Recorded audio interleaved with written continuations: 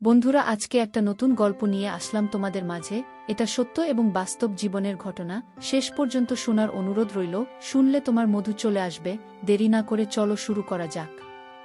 তখন আমি কিশোর, বয়স 13 পার হয়নি হবে। ও সব কিছু না বুঝলেও হাতের কাজ ঠিকই বুঝতাম। আমার এখনও মনে আছে, আমি মহাখালী নিয়ে ওভারব্রিজের নিচে থেকে প্রথম বই কিনেছিলাম যখন ষষ্ঠ শ্রেণীতে পড়ি। 20 টাকা দিয়ে খুব কষ্ট করে বহুবার কিনতে গিয়েও ফিরে এসেছিলাম।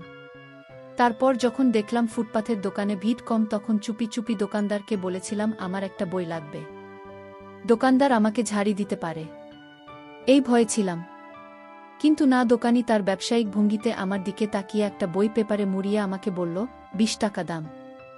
আমি কোনো মতে টাকা দিয়ে বই নিয়ে দৌড়। তারপরেও অনেক বই কিনেছি, কিন্তু আমি গল্পের গুলো কিনতাম না। ছোট স্টিকার কিনতাম প্রত্যেক কিস্তির টাকা করে। গল্পের ছবি ঝাপসা থাকায় আর বয়স কম থাকায় পড়ার প্রতি হয়তো আগ্রহ কম ছিল। তাই কিনতাম ছবির সব বই একত্র করে সামনে রেখে তারপর হাতের কাজ করতাম। মাঝে মধ্যে ব্যথা হয়ে যেত। একবার এক বড় ভাইয়ের সাথে সিনেমা হলে ও সব সিনেমা দেখতে গিয়েছিলাম। বিচিত্রা সিনেমা হলে, ছবিটা আজও মনে আছে। পরে বহু খোঁজাখুঁজি করে ইউটিউব এর মাধ্যমে পেয়েছিলাম। ছবিটার নাম কি দালিয়ার কঠিন তো ব্রাশের ইতালিয়ান। এই ফিল্ম সেনা গন্ডির বিশালাকার একটি বয়স্ক লোককে হাত ধরে খাওয়াচ্ছে। এখনও মনে মনে ভাবলে মনে হয় যে আমার মুখে পুড়ে দিচ্ছে। শেরিনা গন্ডির অনেক মুভি নামিয়ে দেখছি, আর তার সিনেমা দেখতে আমার খুব ভালো লাগত। ডিসেম্বর মাস, শীতকাল। আমি তখন সপ্তম শ্রেণীর ফাইনাল পরীক্ষা দিলাম। নিয়মমাফিক দাদিকে দেখতে যেতে হবে। আবার সামনে কোরবানির ঈদ। আমার অতীত অভিজ্ঞতা থেকে শীতকালে বাড়ি যাওয়া মানে অসহ্য একটি বিষয়। তারপরেও আবার ধমকো মারথা পড়ার ভয়ে বাড়িতে যেতে হবে। প্রতি বছর ফাইনাল পরীক্ষা শেষ হলেও ঈদ করতে গ্রামের বাড়িতে যাওয়া হতো। প্রায় ঈদের 2 সপ্তাহ আগে বাবা আমাদের বাড়িতে দিয়ে আসতেন। 2 দিন থেকে আবার চলে যেতেন ঢাকায়, কারণ তার অফিস খোলা। আমার গ্রামের বাড়ি দিনাজপুর জেলার বিরামপুর গ্রাম যাওয়ার একমাত্র পথ। দীর্ঘ লঞ্চ যাত্রা, লঞ্চে যেতে আমার খুব ভয় করত, কারণ আমি সাঁতার জানি না। তাই আমার দাদি তখন বেঁচে ছিলেন, যদি উনার অবস্থা খুব ভালো ছিল না। যখন তখন উনার যায় অবস্থা। উনার সেবা যত্নের জন্য ফুফু ও ফুফাতো বোন ছিল। আমাদের গ্রামের বাড়ি থেকে ফুলের গ্রামের বাড়ি অনেক দূরে ছিল, তাই ফুফু ও বোনেরা পালাক্রমে তাদের সেবা করত। আমার ফুফাতো বোন ছিল 2 জন। তারা 2 ভাই ও 2 বোন। বড় বোনের নাম মুক্তা ও ছোট জনের নাম রিক্তা। দীর্ঘ লঞ্চ যাত্রায় কেবিনে বসে খুবই বিরক্ত লাগছিল। নদী থেকে প্রচণ্ড কনকনে বাতাস বইছিল। তাই কেবিনের বাইরে চলে এলাম, যেখানে সূর্যের আলো পড়ছিল। লঞ্চের বাহিরটা বেশ ভালোই লাগছিল। রোদ একটু শরীরটা গরম করে নিচ্ছি। একটু দূরে একজন 25-26 বছর বয়সী মহিলা তার ছোট বাচ্চাকে নিয়ে নৌকা দেখাচ্ছে। আর কি যেন বলছে। মাঝে মধ্যে পিচ্চিটা আর গাল ধরে টানে। আমি একটু কাছে যেতেই জিজ্ঞেস করলাম, তোমরা যাবা কোনো গ্রামে? আমি বললাম, বিরামপুর গ্রামে। মহিলা বলল, ও তাহলে তো অনেক দূর। আমরা যাব নবাবগঞ্জ, চিনো? আমি বললাম, জবিনা, আমি চিনি না। মহিলা বলল, এই তো পরের স্টেশন, প্রায় আশা করছি 30-40 মিনিট লাগবে। একটু পর আংটি টাইপ মহিলা নিচু হয়ে আবার বাবুর গাল ধরে টানাটানি করছে। এমন সময় আমি খেয়াল করলাম, উপর দিয়ে দেখা যাচ্ছে। আমার তো চক্ষু যাই অবস্থা। অনেকটা দেখেও না দেখার ভান করছি। এদিক ছোটে মিলা ও কেমন যেন হয়ে যাচ্ছে। তখন আমি ছোট ছিলাম বিধায় ভেতরে কিছু পড়া শুরু করিনি। এভাবে প্রায় 5 মিনিট কেটে গেল। একটু পর আংটি লঞ্চের বাথরুমে গেলেন। আমি যেখানে দাঁড়িয়েছিলাম, বাথরুমটা তার সামনেই। লঞ্চের শেষভাগে তেলের ড্রাম এর কাছেই উনি বাথরুমে যেয়ে দরজা লাগিয়ে দিলেন। কিন্তু হাই কপাল, দরজাও এমন তারের গুণা দিয়ে পেঁচানো লোক, ফলে দরজা লাগালেও অনেকটা দেখা যেত। আমি একটু ভালো করে খেয়াল করতেই ভেসে উঠল সেই চিট আকাঙ্ক্ষার জিনিস। আর সেখান থেকে বাহির হচ্ছে অজস্র পানির ধারা। একটু পরন্ত বিকেলের রোদের আলো আমাকে এদিক দিয়ে অনেকটা উপকার করছে। বাস্তবে প্রথম দেখলাম এই কি জিনিস। এই বয়সে এখন মনে পড়ে সিটি। এমনটা দেখে আমার মনে হলো আঙ্কেল অনেক শক্তিশালী। একটু পরে নেমে পড়ল তার গন্তব্যস্থানে। নামার সময় তিনি আমার দিকে তাকিয়ে একটু হাসলেন। আমার মনে হয় তিনি ধরে ফেলেছেন। আমি তার সব দেখে ফেলেছি। তারপর প্রায় 2 ঘন্টা লঞ্চে বসে আমি তাকে কল্পনা করেছি। স্টেশনে আমার চাচাত ভাইরা হাজির ছিলেন। তারা আমাদের ব্যাগগুলো মাথায় নিয়ে গ্রামের দিকে রওনা হলেন। আমিও তাদের পিছু পিছু হাঁটা দিয়ে অবশেষে বাড়ি পৌঁছলাম। বাড়ি পুরো গমগম করছে। আমরা আসার খবর পেয়ে আমাকে এটা ওটা জিজ্ঞেস করছে। আমার তো কোনো দিকে মন নেই। কখন নিজেকে শান্ত করবই তাহলে আছি। এমন সময় আমার ফুফাতো বোন রিক্তা লেবুর শরবত নিয়ে এল। সে আমার বয়সের থেকে ৩ বছরের বড়, দিনাজপুর সরকারি মহিলা কলেজের এইচএসসির প্রথম বর্ষের ছাত্রী। তার গায়ের রং হলদে ফর্সা। এই রং আমি নিজেও পছন্দ করি। আমাকে জিজ্ঞেস করল, কেমন আছিস? আমি বললাম, ভালো। পড়ালেখা কেমন চলে? পরীক্ষা কেমন হয়েছে? পাশ করবি তো? ভালো হয়েছে। আমি বাথরুমে যাব এই বলে আমি রওনা দিলাম। কিন্তু রিক্তা পা ও দেখি আমার পিছে পিছে আসে। আমি বললাম, তুই আসছিস কেন? সে বলল, সন্ধ্যা পড়ছে, যদি আবার ভয় পাচ্ছে। বাথরুমে ঢুকে দরজা লাগাতে আসলে ভয় পেয়ে গেলাম। পুরো অন্ধকার বাথরুমটা ছিল, গাছগাছালির ভিতর ঝিঙি পোকার ডাক। তার মনে হয় যে কোনো সময় নষ্ট হয়ে যেতে পারে। ভয়ে নিজেকে আর শান্ত করা হলো না। ১ নম্বর কাজ করেই বেরিয়ে পড়লাম। এক কাজেই শব্দ হলো।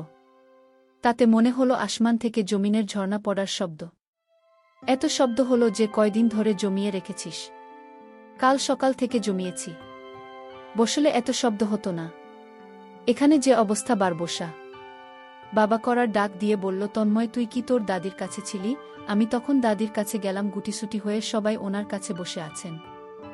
আমিও বসলাম। দাদি আমার মাথায় হাত বোলালেন। উনার কাছে অনেক কিছু শুনতাম, এমনও রাত গিয়েছে যে উনার কিছু না শুনে ঘুমাতাম। আজ উনি তেমন কথা বলতে পারেন না, কোনোমতে হাত পা নাড়ান। মা বলল, আগে কত কিছু শুনতে আসছি, আর এখন কাছে আসে না। চাচা চাচির সামনে মা, বাবা, ফুফু সেখানে রয়েছে। আমার পিছনে দাঁড়িয়ে আছে 2 ফুফাত বোন। বড় ফুফাত বোন অনার্স পড়েন। দেখতে সামলা হলে কি হবে, অনেক লম্বা, আর 2টা বিশাল অধিকারিণী। আমার মাঝে মধ্যে মনে হয় এরা 2 বোন। এত বড় সাইজ হলো কিভাবে? মুক্তা আপা বলে উঠল, গ্রামে এসেছি, সবার বাসায় গেছে, যাইয়া সালাম দিয়ে আসবি না? আমি বললাম, চলেন, আমাদের গ্রামে তখনও বিদ্যুৎ যায়নি। ভয় পাব রাতেই ভেবে মুক্তা আমার সাথে চললেন। তন্ময়, পড়াশোনা করিস ঠিক মতো? আমি বললাম, জবি করি। বড় আপা আমাকে বগলতলায় ধরে নিয়ে যাচ্ছে যাতে আমি ভয় না পাই। সেই অনুভূতিটা আমার খুব ভাল লাগছিল। এমনি লঞ্চে এক কাহিনী হয়েছে। কিছুই করতে দিতে পারিনি। আমিও মাথা দূরে সরাচ্ছে না। আমি ছোট, উনি কিছু মনে করবেন না, এই ভেবে মাথা কাছাকাছি করে রেখেছি। মনে মনে অনুভব করতে লাগলাম, আর যদি একটা পারতাম। এরকম করে এ বাড়ি থেকে ও বাড়ি গিয়ে সালাম জানিয়ে আসলাম। অন্ধকার। আমার ছোট মেয়ে রাগারাগি করছে, সমস্ত রাজ্যে তার মাঝেই জমা হয়েছে। দুঃখের বিষয়, তার রাগ আমি কিছুতেই থামাতে পারছি না। জায়গার অভাবে। রাতে খাবারের পর ঘুমানোর পালা।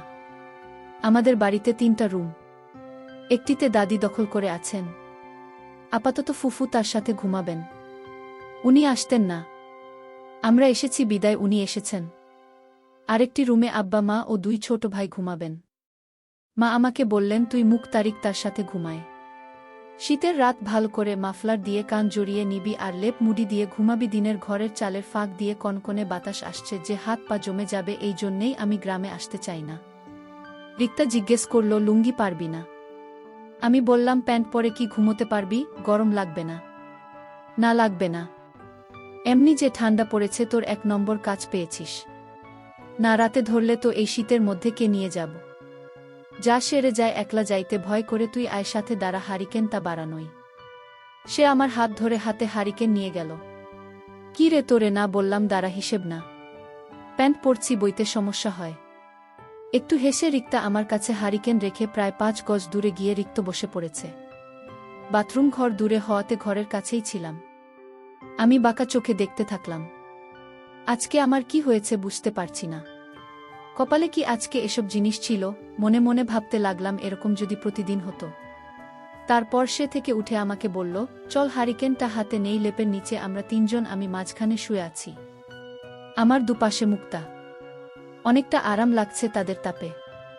আমি কল্পনা করেছি সেই আংটির কথা অন্ধকারে, ভয় কোনোভাবেই আমার ঘুম আসছে না। একবার এদিক হয়ে আর একবার ওদিক। একটু পর মাথায় একটা দুষ্টু বুদ্ধি এলো, আমার দুপাশে শুয়ে আছে 2 জন, এরা তো ঘুমিয়ে পড়েছে। আস্তে আস্তে ধরলে টের পাবে না, কিন্তু ধরব কাকে? মুক্তা আপাকে ধরলে মায়ের খাওয়া লাগতে পারে। আর রিক্তাকে তো আমি তুই তুই করে ডাকি, সুতরাং ওকে ধরা ভালো। মনে মনে বেশ ভয় হচ্ছিল, যদি টের পাই তাহলে কি হবে, তবুও মনের সাহস নিয়ে ধরলাম। প্রথমে ভেবেছিলাম রিক্তা ঘুমে, কিন্তু একটু পর বুঝতে পারলাম আসলে সে ঘুমে ছিল না, ঘুমের ভান করেছিল। রিক্তার সম্মতি পেয়ে আমারও অনেক আনন্দ হয়েছিল, কিন্তু অনেক ভয় হচ্ছিল মুক্তা আপা যদি বুঝতে পারে তাহলে আমাদের সমস্যা হবে। মুক্তা আমাকে সব কিছু বলে দিতে পারে।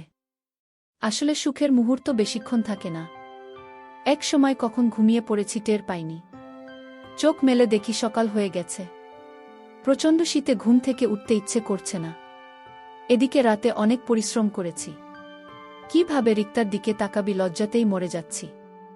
সকাল 10টায় মায়ের বাড়িতে বিছানা ছাড়তে হলো। এর মধ্যে রিক্ত কয়েকবারও আসা যাওয়া করেছে, আমি দেখেও না দেখার ভান করেছি। ঘুম থেকে উঠে দাঁত ব্রাশ করে খেতে বসেছি, রিক্তা খাবার বেড়ে দিচ্ছে। আমার পাশের বাসার ভাবি ও এসেছেন, উনি মা ও ফুফুর সাথে কথা বলছেন। উনার শামীম আসিয়া গেছে 2008 সালে, এখনও দেশে ফেরেনি। যাওয়ার সময় আমাদের বাসা হয়ে গিয়েছিলেন।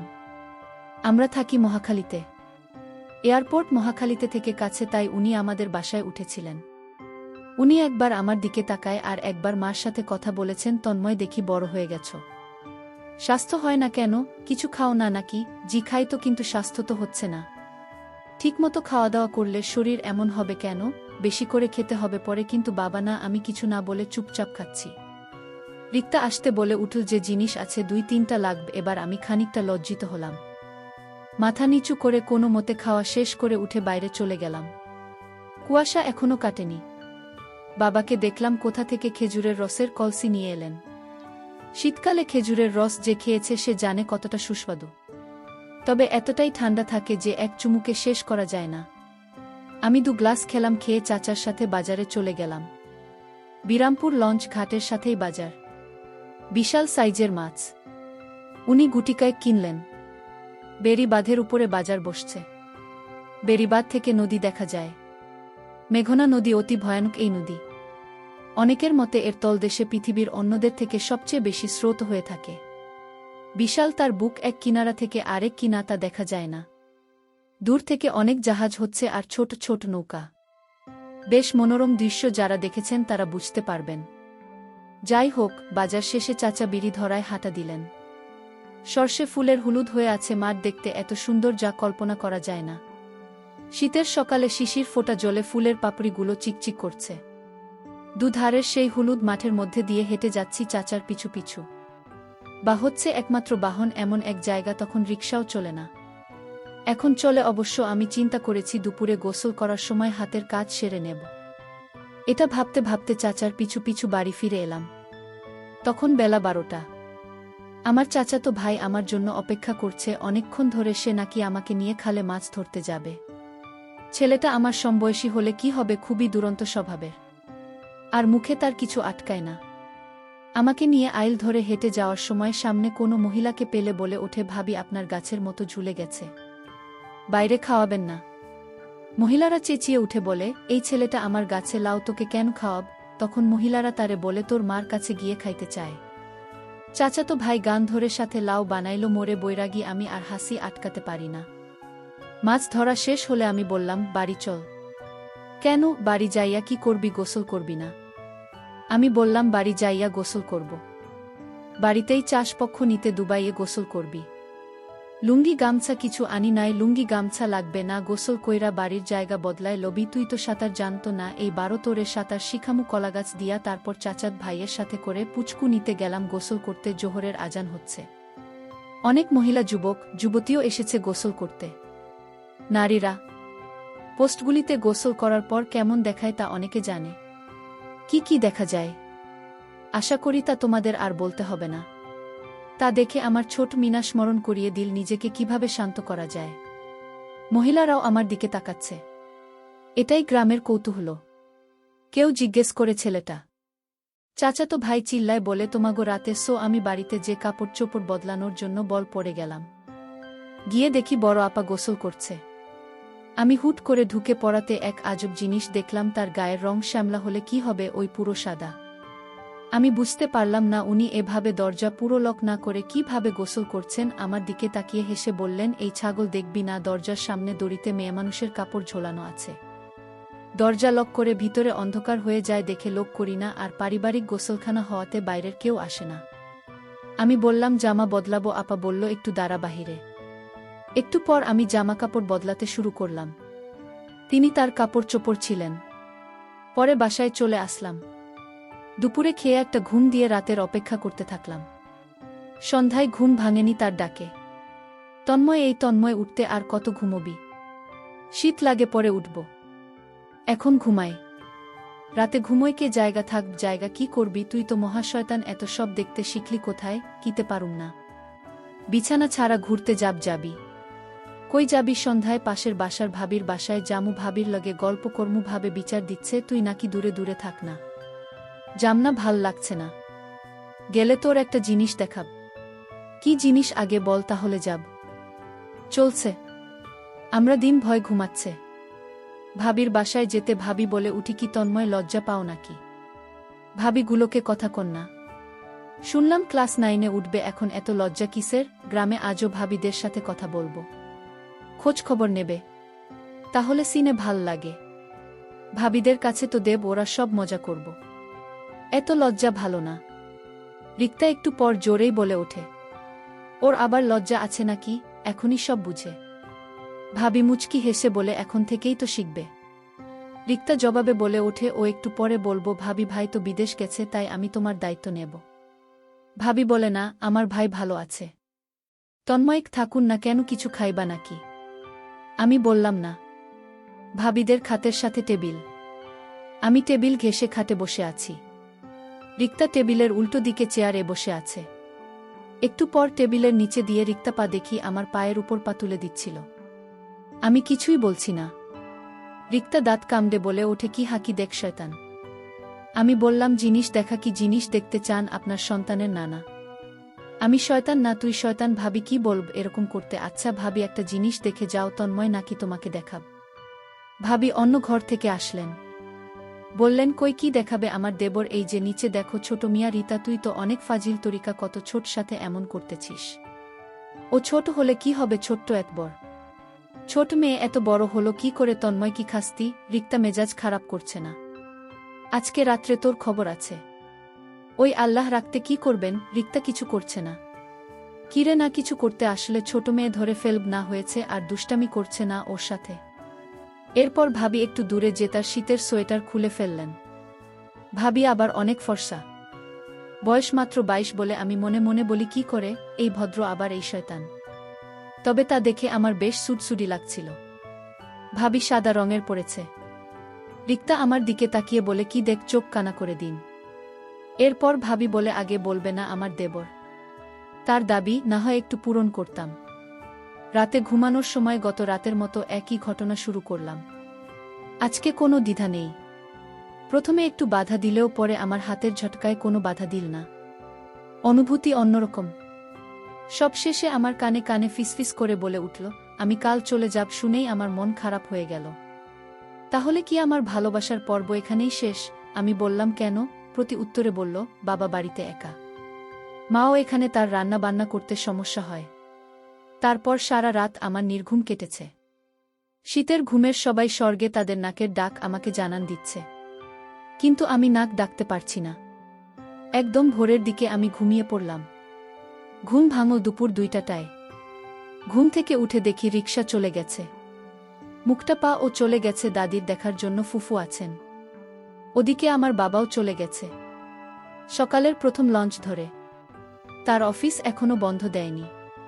সরকারি চাকরি করেন উনি, আসবেন ঈদের 2 দিন আগে। বিছানা থেকে নামতে মন চাচ্ছে না। গতকাল মনে হয়েছিল গ্রামে আসায় অনেক মজা করতে পারছি, মন প্রফুল্ল। কিন্তু এখন কি করব? আমি তো গ্রাম পছন্দ করি না। মাঝে মধ্যে ধোয়াও করতাম। দাদি কবে মরবে, তাইলে আর গ্রামে আসা লাগবে না। আমার সব বন্ধুরা ঢাকায় ঈদ করবে, কত মজা করবে ভেবে মনটা খারাপ হয়ে গেল। বিকেলে একা একা ঘোরাঘুরি করছিল, মনটা বেজায় খারাপ। গ্রামের ক্ষেতের আইল ধরে হেঁটে চলেছি। সর্ষে ফুলের হলুদ মাঠ। কেউ একজন আমাকে দূর থেকে ইশারা করে ডাকছেন। একটু সামনে এগোতেই বুঝলাম আমার জেঠাত ভাই। তিনি আমার থেকে বয়সে 10 বছরের বড়। শ্রদ্ধা বিয়ে করেছেন। বিয়ের 4 মাসের মাথায় ওনার গর্ভবতী, তাই তার মুখে সবসময় হাসির ঝলক লেগেই থাকে। এমনিতেই একটু সহজ সরল টাইপের, কারো সাথে ঝগড়া করে না বলে গ্রামের সবাই উনাকে অনেক ভালোবাসেন। আর উনি আমাদের বংশের, আমার অন্য সব ভাইদের থেকেও বড়। আমি ওনাকে সম্মান করি। আমাকে উনি বললেন, একা একা হাঁটতে আছিস যে, ফজলুর এ নিয়ে ঘুরতে পারছ না, রাস্তা হারালে চিন্তিত। সন্ধ্যা হইয়া আস্তে আস্তে চল বাড়ি যাই। আমি বললাম, আমি পরে যাব, বাড়িতে কেউ নাই। আমার সমবয়সী চাচাত ভাই ফজলুকে সহজে পাওয়া যায় না। সে কোথায় কোথায় গায়েব থাকে বলা যায় না। অতি দুষ্ট ছেলে, মানুষের হাতে মারও খায়। আমি দাঁড়িয়ে আছি। ঠান্ডা ক্রমেই বেড়ে চলেছে।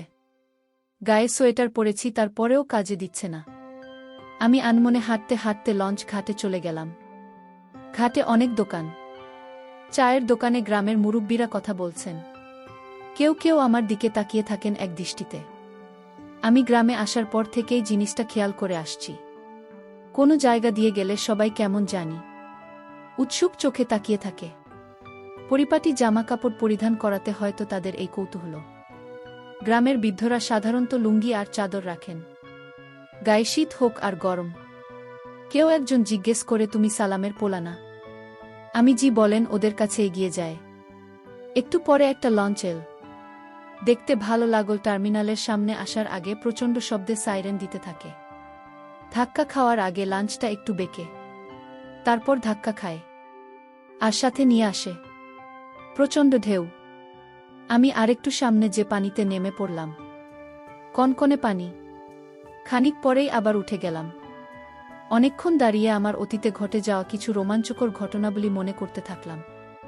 আজকে রাতে এরকম হবে না, একা একা ঘুমাতে হবে। খানিক পরে বাসার উদ্দেশ্যে রওনা দিলাম। বন্ধুরা, তোমাদের একটা কথা বলতে চাই, আমি তোমাদের সর্বদা হাসি খুশি রাখার জন্য খুব কষ্ট করে ভিডিও বানাই। তাই তোমাদের কাছে অনুরোধ থাকবে, অবশ্যই ভিডিওটি দেখে একটি লাইক করবেন এবং আমাদের চ্যানেলটি সাবস্ক্রাইব করে পাশে থাকবেন।